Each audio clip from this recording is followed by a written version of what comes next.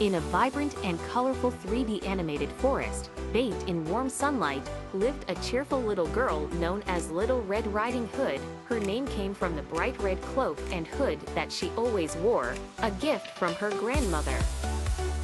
One calm and sunny morning, Little Red Riding Hood's mother called her into the cozy kitchen of their charming cottage. "Darling, your grandmother isn't feeling well. I have baked some warm goodies and made her favorite herbal tea. Can you take it to her?" her mother asked gently. "Of course, mother," Little Red Riding Hood chirped, her eyes sparkling with excitement. She loved her grandmother dearly. "I will take the basket right away."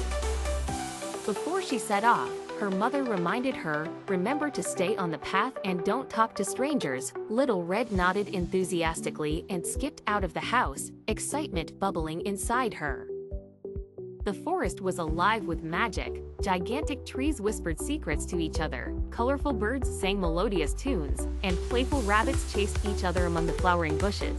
Little Red Riding Hood hummed as she walked, her basket swinging gently by her side.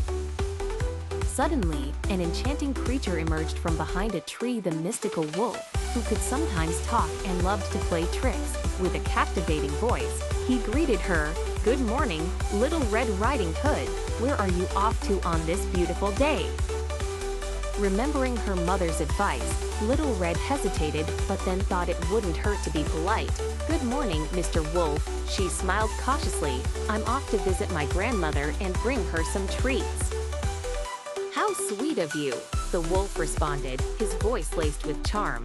"Perhaps you'd like to indulge in the beauty of the forest on your way there. It's such a glorious day for a stroll," he suggested, eyes twinkling with mischief.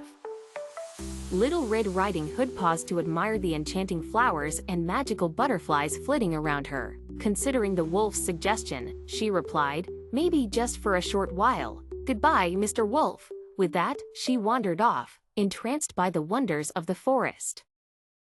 The mischievous wolf, seeing his opportunity, swiftly made his way to the grandmother's quaint little house. Knocking softly on the door, he cleverly disguised his voice. "It's Little Red Riding Hood, grandmother. I have goodies for you."